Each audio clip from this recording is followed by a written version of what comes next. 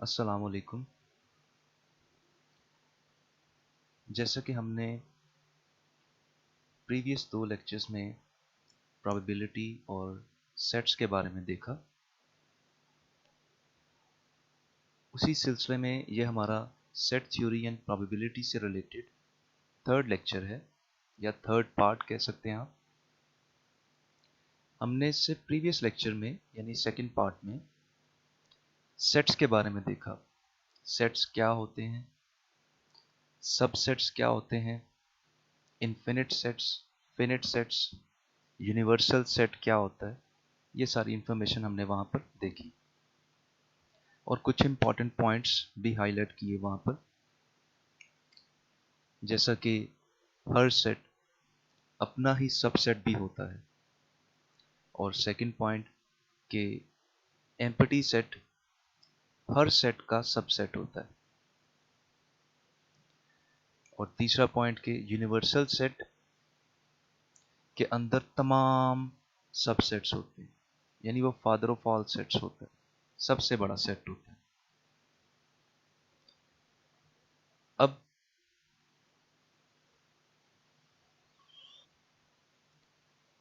अब हम Venn diagram की हेल्प से सेट्स के कुछ ऑपरेशंस को अंडरस्टैंड करने की कोशिश करते हैं।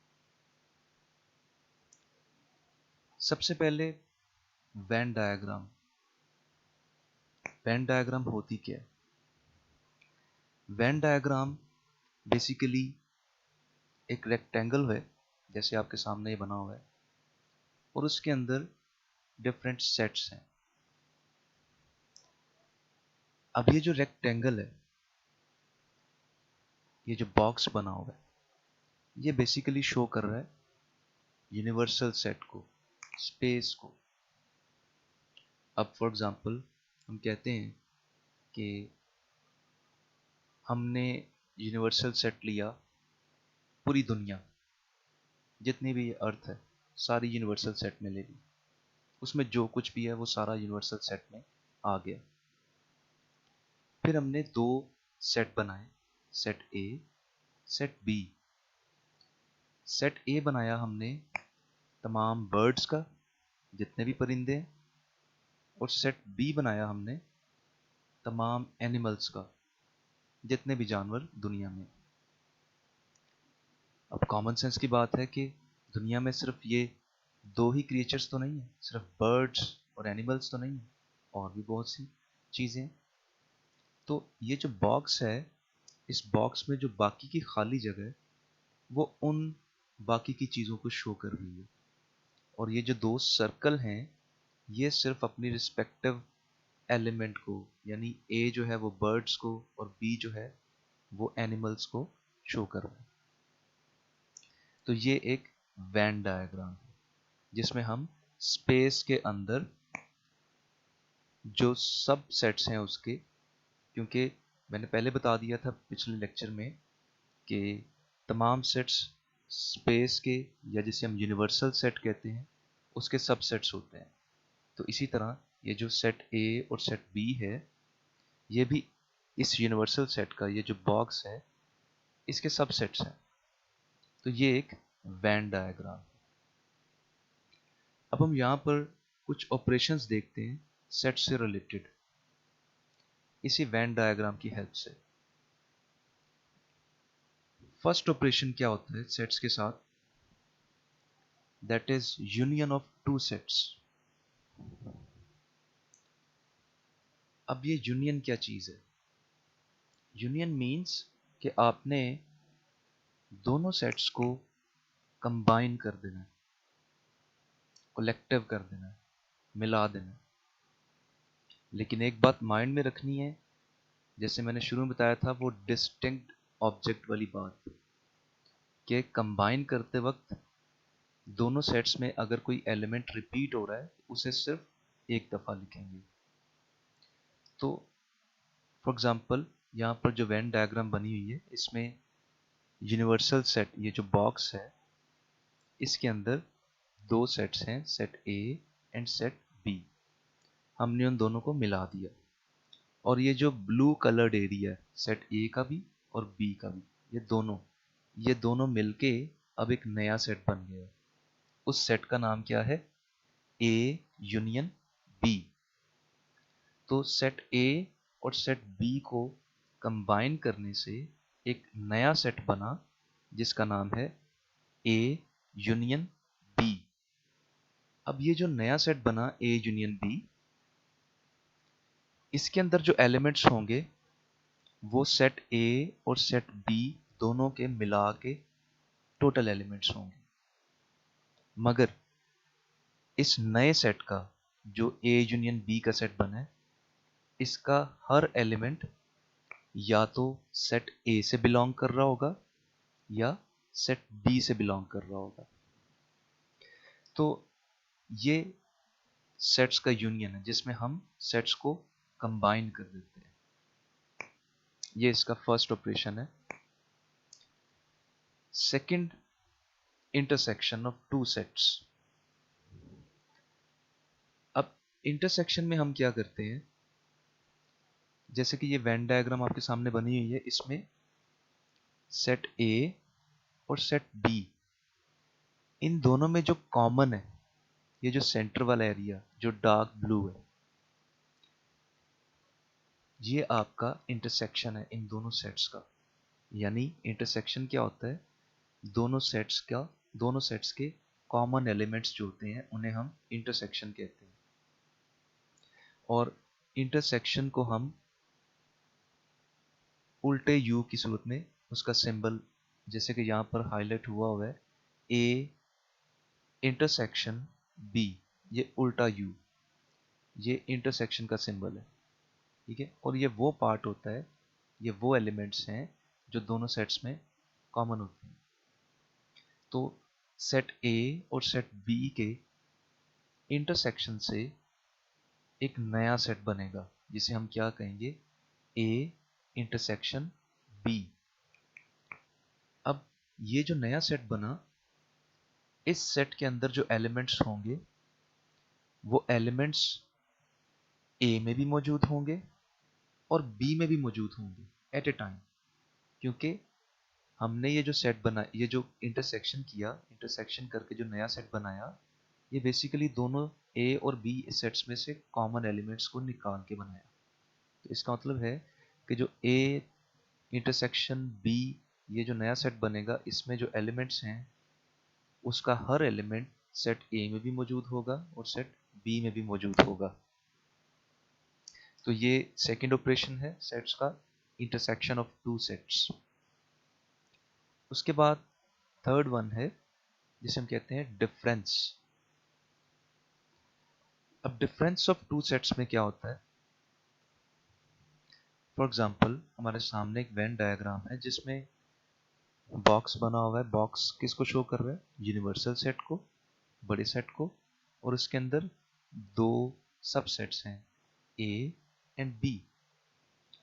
अब हम यहाँ पर इस डायग्राम में ए में से बी को माइनस कर रहे हैं, A minus B, set A minus set B. अब जो रिजल्ट निकला, वो रिजल्टिंग सेट क्या होगा? उसका नाम होगा ए माइनस बी सेट। उस सेट के अंदर जो एलिमेंट्स होंगे वो एलिमेंट्स होंगे जो सिर्फ सेट ए में मौजूद होंगे, सेट बी में मौजूद नहीं होंगे। क्योंकि हमने ए माइनस बी किया, इसका मतलब ये है कि सेट ए और बी में जो कॉमन थे वो हमने छोड़ दिए, और जो बाकी के जो सेट ए के एलिमेंट्स थे वो हमने निकाल के लिख लिए और उस नए सेट को नाम दे दिया ए माइनस बी। यानी ए माइनस बी वो सेट है जिसमें वो एलिमेंट्स होंगे जो ए में मौजूद होंगे बट बी में मौजूद नहीं होंगे। ठीक है। तो यहाँ पर अगर देखें इस डायग्राम में, तो ए और बी जहाँ पर इंटरसेक्ट कर रहे हैं एक दूसरे को, उसके अलावा जो ए का पोर्शन है उसे येलो हाईलाइट किया होगा। सिर्फ इतना हिस्सा ए माइनस बी को शो कर रहा है। जो हिस्सा कॉमन है ए और बी में उसे भी शो नहीं करता ए माइनस बी, क्योंकि ए माइनस बी का मतलब है कि बी का कोई एलिमेंट ए में नहीं होगा। तो ये डिफरेंस ऑफ टू सेट्स है। सिमिलरली अगर हम बी माइनस ए करते उसका मतलब ये होना था कि b माइनस ए जो नया सेट बनेगा, b की वैल्यू में से a की वैल्यूज को माइनस करने के बाद उस नए सेट में जितने भी एलिमेंट्स होंगे वो सिर्फ b में मौजूद होंगे, a में मौजूद नहीं होंगे। तो इसका मतलब है कि a माइनस बी और b माइनस ए दोनों का रिजल्ट डिफरेंट होगा। उसके बाद हमारे पास नेक्स्ट ऑपरेशन है जिसे हम कहते हैं the complement of A set, जिसे कंप्लीमेंटेशन भी कहा जाता है। अब कॉम्प्लीमेंट का मतलब क्या होता है? फॉर एग्जाम्पल, अगर मैंने सेट ए का कॉम्प्लीमेंट लेना तो उसके लिए हमारे पास ये एक वेन डायग्राम में बॉक्स दिया हुआ है ब्लू कलर की। ये सारा बॉक्स जो है रेक्टेंगल, ये स्पेस को शो कर रहा है, यूनिवर्सल सेट को शो कर रहा है, और उसके अंदर दो सर्कल हैं जो सबसेट्स को शो कर रहे हैं, ए एंड बी। अब अगर मैंने कॉम्प्लीमेंट ऑफ सेट ए लेना है, इसका मतलब है कि मैंने यूनिवर्सल सेट में से सेट ए को माइनस कर देना है।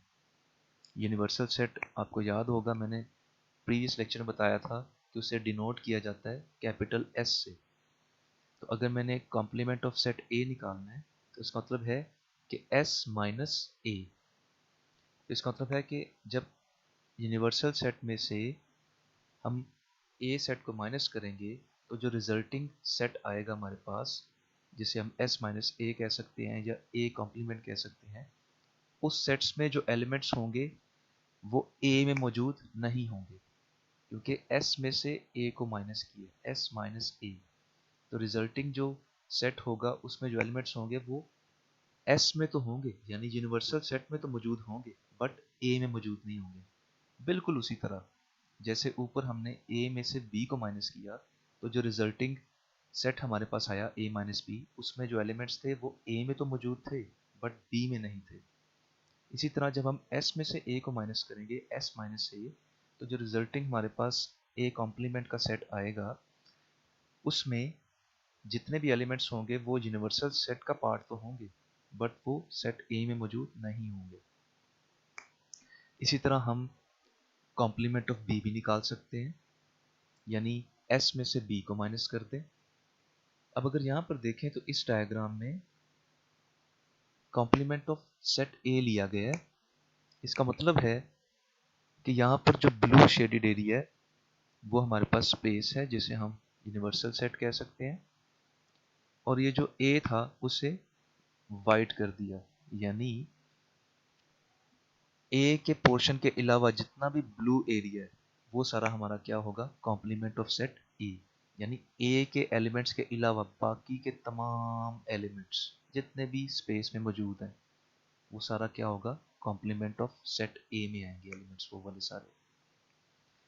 तो ये चार ऑपरेशंस हैं और इन चारों को हमने वेन डायग्राम के थ्रू देखा।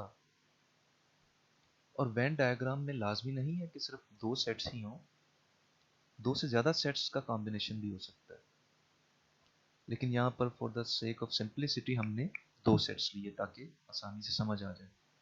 यहाँ पर हमने एक तो सेट्स का यूनियन देखा, फिर हमने इंटरसेक्शन देखा। यूनियन मीन्स सेट्स को कंबाइन कर देना, लेकिन कंबाइन करते वक्त एक बात माइंड में रखनी है कि उन दोनों सेट्स में जो कॉमन एलिमेंट्स थे उनको सिर्फ एक दफ़ा लिखना है। उसके बाद इंटरसेक्शन ऑफ टू सेट्स में हमने दोनों सेट्स के जो कॉमन एलिमेंट्स थे सिर्फ वही वाले लिखे, बाकी के छोड़ दिए। यूनियन में सारे लिखे, ए के भी बी के भी, सिर्फ जो कॉमन थे ए में भी थे और बी में भी थे उनको एक दफ़ा लिख लिया, बट ए के भी सारे एलिमेंट्स आए, बी के भी सारे एलिमेंट्स आएंगे। बट इंटरसेक्शन में सिर्फ ए और बी में जो कॉमन है वो आएंगे। तो आप आसानी के लिए यूं याद रख सकते हैं कि यूनियन मीन्स कंबाइन करना और इंटरसेक्शन मीन्स कॉमन निकालना। उसके बाद डिफरेंस में हमने एक सेट में से दूसरे सेट को माइनस कर दिया, और कंप्लीमेंट में हमने स्पेस में से यानी यूनिवर्सल सेट में से यानी एस में से ए को माइनस कर दिया, या अगर आपने कॉम्प्लीमेंट ऑफ बी लेना है तो एस में से बी को माइनस कर दिया। जिस भी सेट का कॉम्प्लीमेंट लेना है एस में से उस सेट को माइनस कर देंगे तो आपके पास उस सेट का कॉम्प्लीमेंट आ जाएगा। अब ये तो थी वेन डायग्राम। अब हम इन्हीं ऑपरेशंस को प्रैक्टिकल एग्जांपल से सॉल्व करके देखते हैं। So we have a universal set S which is equal to 1, 2, 3, 4, 5, 6, 7, 8 and 9. There are total 9 elements in universal set, in this universal set. उसके अलावा हमारे पास 3 और सेट्स दिए हुए हैं। एक है सेट A जिसमें 1, 2, 3, सेट B जिसमें 3, 4, 5 और सेट C जिसमें 2, 3, 7, 8। तो ये हमारे पास 4 सेट्स हैं। इनकी एग्जांपल दी हुई है जिसमें एक यूनिवर्सल सेट है जिसे हम S से डिनोट करते हैं और बाकी 3 हमारे पास दूसरे सेट्स हैं A, B एंड C जो कि यूनिवर्सल सेट का सबसेट भी है।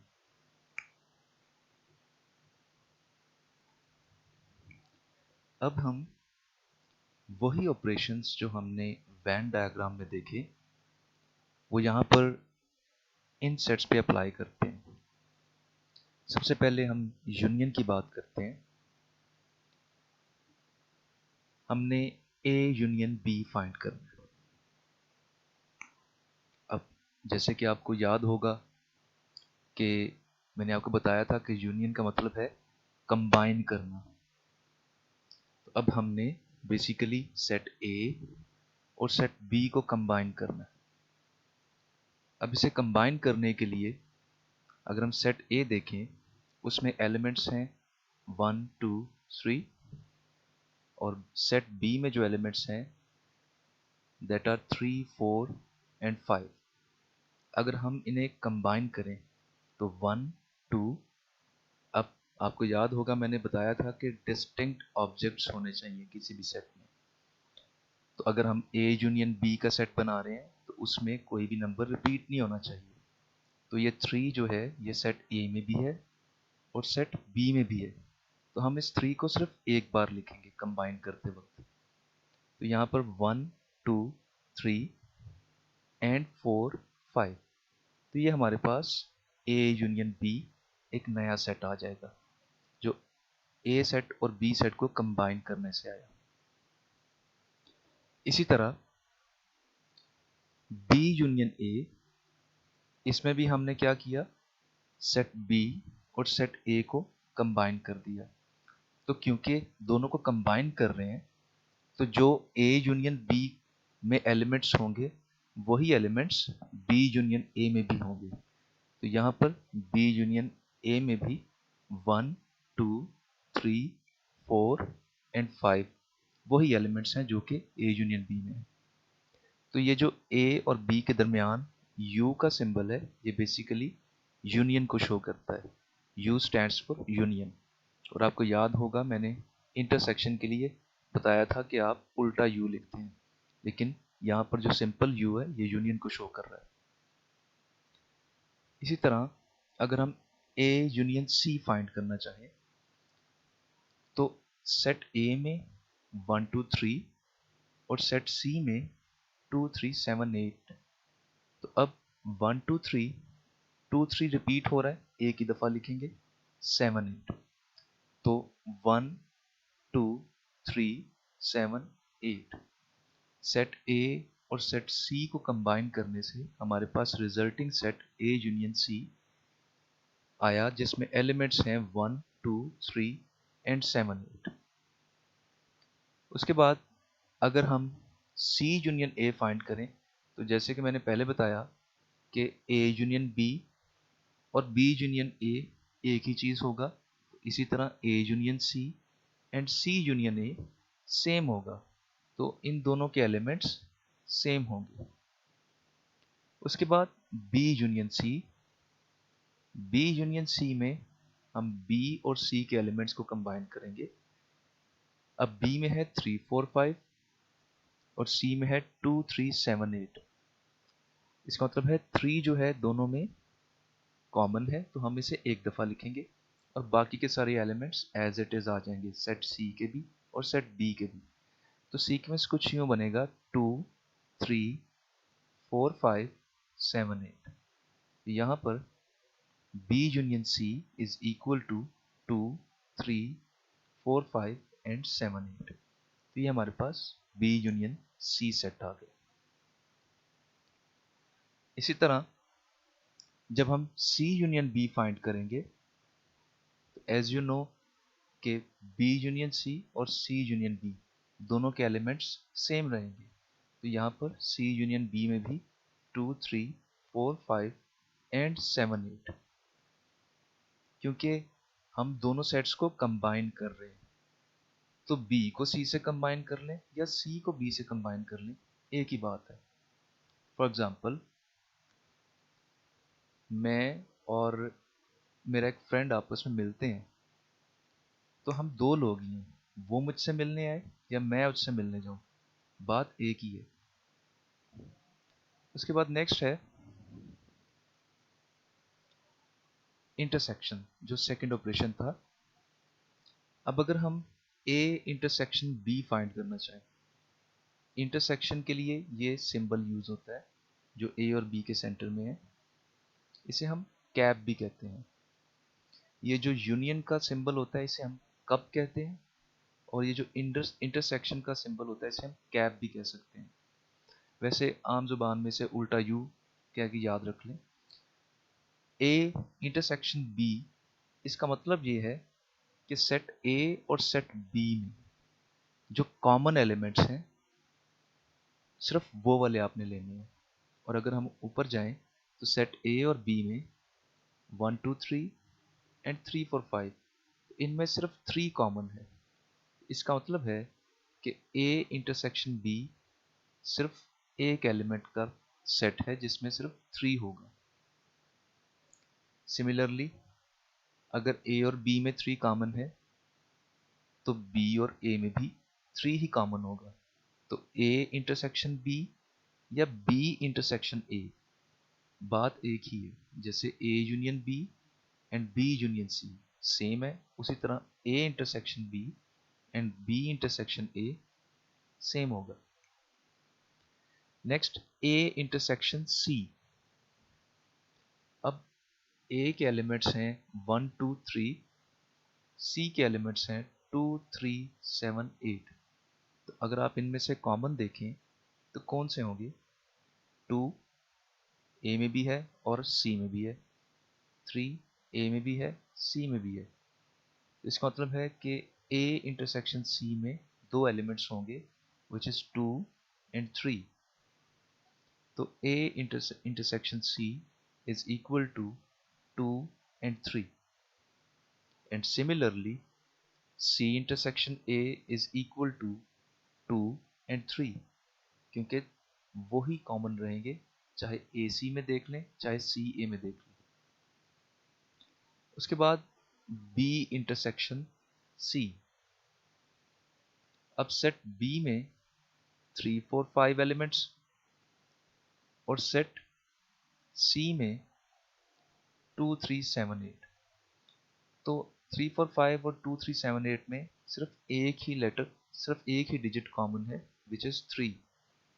तो B intersection C is equal to 3। ये सिमिलरली C इंटरसेक्शन B, ये भी 3 ही होगा क्योंकि दोनों में एक ही कॉमन होगा। अगर B इंटरसेक्शन C देख रहे हैं तो वही रिजल्ट C इंटरसेक्शन B में भी होगा। तो ये सेकंड ऑपरेशन था। First one is union, second one is intersection. अब थर्ड वन है डिफरेंस। डिफरेंस में हम पहले देखते हैं A माइनस बी। अब यहां पर आए तो A में 1 2 3 और B में 3 4 5। अब डिफरेंस के लिए एक चीज माइंड में रखनी है आपने कि डिफरेंस में A माइनस बी कर रहे हैं हम, तो हमने A के एलिमेंट्स को कंसीडर करना है। 1 2 3, इनमें से सिर्फ वो वाला एलिमेंट नहीं लिखना जो बी में भी आ रहा है। तो इस वक्त सिर्फ 3 जो है वो बी में भी शो हो रहा है, तो हम 3 को एक्सक्लूड कर देंगे। रिमेनिंग जो ए के एलिमेंट्स हैं जो कि प्योरली ए के हैं वो बी में मौजूद नहीं है, सिर्फ उनको लिखेंगे। तो a minus B is equal to 1 और 2, यानी a माइनस बी का मतलब है कि ये वो एलिमेंट्स हैं जो सिर्फ a में मौजूद हैं, b में मौजूद नहीं है। तो अगर हम इसी तरह b माइनस ए करें तो इसका मतलब होगा ये वो एलिमेंट्स हैं जो सिर्फ b में मौजूद हैं, a में मौजूद नहीं है।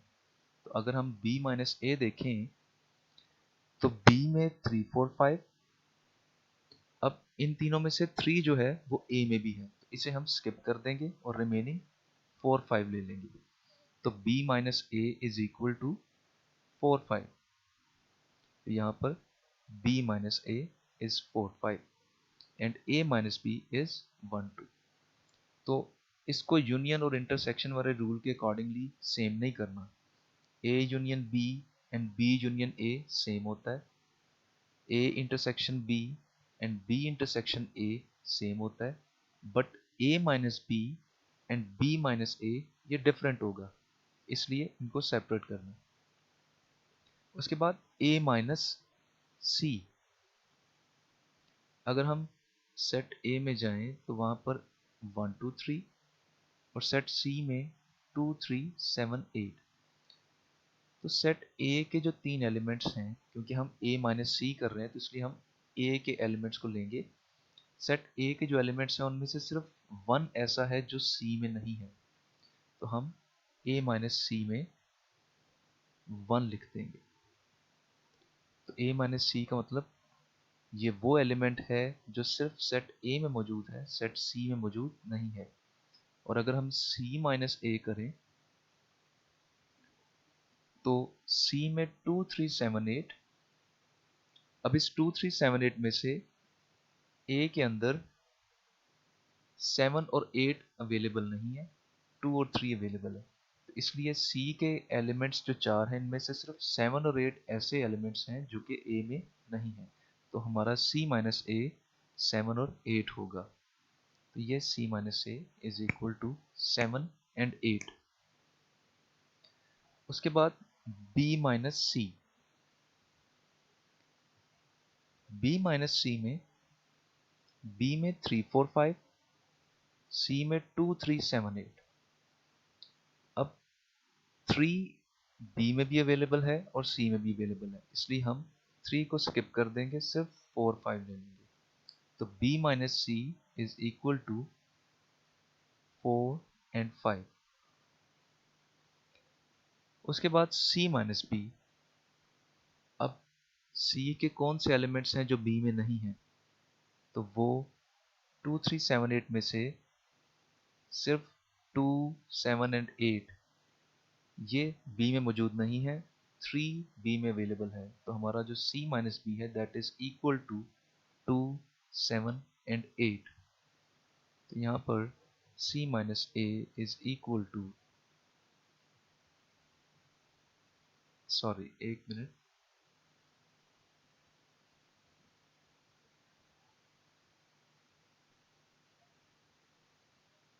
2 7 and 8, sorry c minus B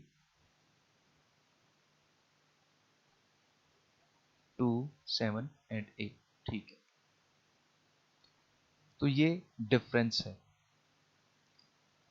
अभी तक यूनियन, इंटरसेक्शन और डिफरेंस देख लिया हमने। अब हमारा लास्ट जो ऑपरेशन था that was complement. Complement means अगर ए कॉम्प्लीमेंट है उसका मतलब है कि यूनिवर्सल सेट जिसे हम एस से डिनोट करते हैं उसमें से ए को माइनस करते हैं। बी कॉम्प्लीमेंट है तो एस में से बी को माइनस करते हैं। अब यहाँ पर कुछ लेटर्स जो हैं वो रेड अंडरलाइन है, जैसे कि ये बी रेड अंडरलाइन है। ये ग्रामेटिकल एरर दे रहा है यहाँ पर वर्ड में, अदरवाइज ये कोई सिंबल का पार्ट नहीं है, तो इस चीज़ को इग्नोर करिएगा। अगर ब्लू अंडरलाइन होता है या रेड अंडरलाइन होता है तो वो ग्रामेटिकल एरर है, वो वर्ड ने हाईलाइट किया हुआ है। तो उसे इग्नोर करिएगा। अब अगर ए कॉम्प्लीमेंट की बात करें तो A complement means S minus A, universal set minus A set. अब अगर ऊपर आए तो हमारे पास यूनिवर्सल सेट में 1 से 9 तक एलिमेंट्स दिए हुए थे और ए में 1 से 3 तक एलिमेंट्स दिए हुए हैं। अब एस माइनस ए कर रहे हैं, इसका मतलब है कि एस के वो वाले एलिमेंट्स जो सिर्फ एस में अवेलेबल हैं, बी ए में अवेलेबल नहीं है, वो वाले एलिमेंट्स हम ए कॉम्प्लीमेंट में लिखेंगे। तो वो 4 5 6 7 8 एंड 9 यानी ए कॉम्प्लीमेंट का मतलब ये होता है कि ए कॉम्प्लीमेंट में वो एलिमेंट्स आते हैं जो सिर्फ यूनिवर्सल सेट में अवेलेबल होते हैं, ए सेट में अवेलेबल नहीं होते। ए कॉम्प्लीमेंट मीन्स वो एलिमेंट्स जो ए सेट में नहीं होंगे, यूनिवर्सल सेट में वो मौजूद होंगे। बिल्कुल उसी तरह जैसे हम ए माइनस बी करते हैं, तो ये वो एलिमेंट्स हैं जो सिर्फ ए में मौजूद हैं, बी में नहीं। और अगर हम एस माइनस ए कर रहे हैं तो ये वो एलिमेंट्स हैं जो सिर्फ एस में अवेलेबल हैं, ए में नहीं। तो इसे हम ए कॉम्प्लीमेंट कहते हैं। इसका सिंबल ए के ऊपर सब सुपरस्क्रिप्ट में जैसे पावर लिखते हैं, स्मॉल सी लिखते हैं।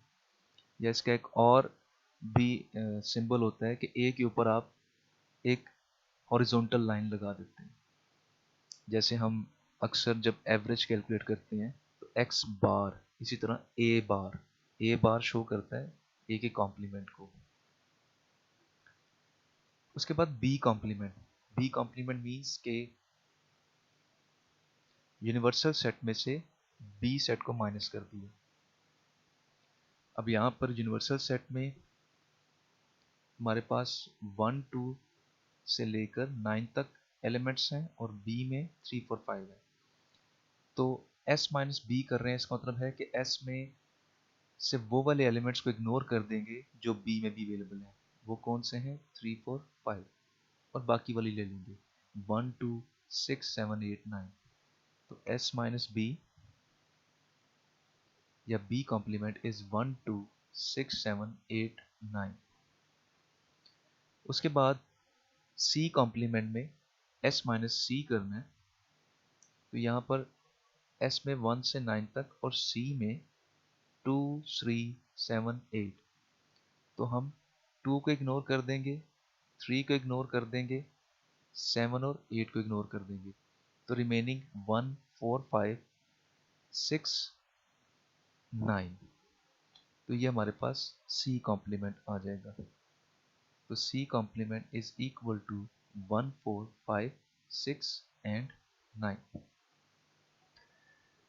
उसके बाद अगर हम एस कॉम्प्लीमेंट निकालें, यानी यूनिवर्सल सेट का ही कॉम्प्लीमेंट निकाल लें, यानी हम एस माइनस एस कर दें।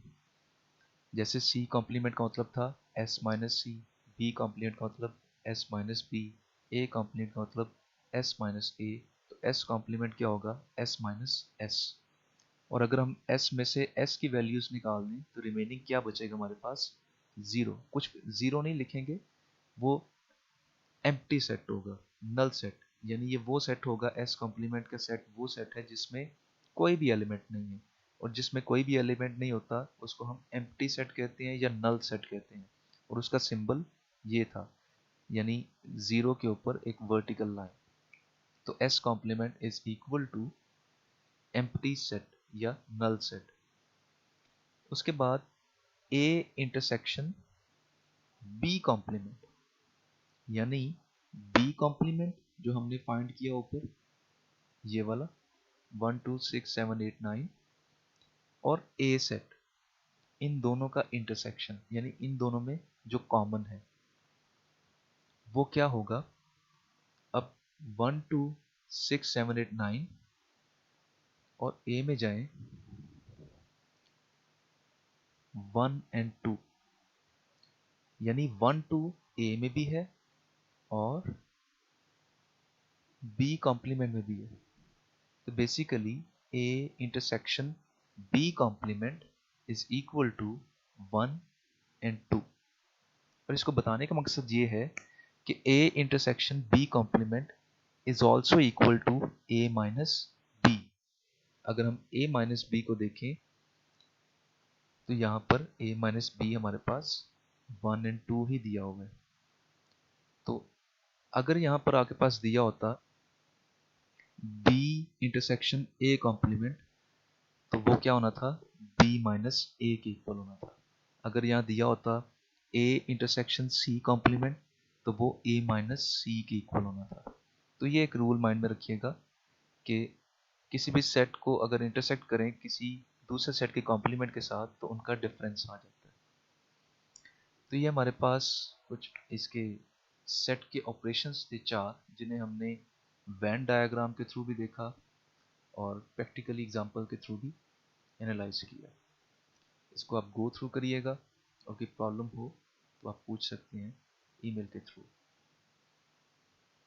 Thank you very much.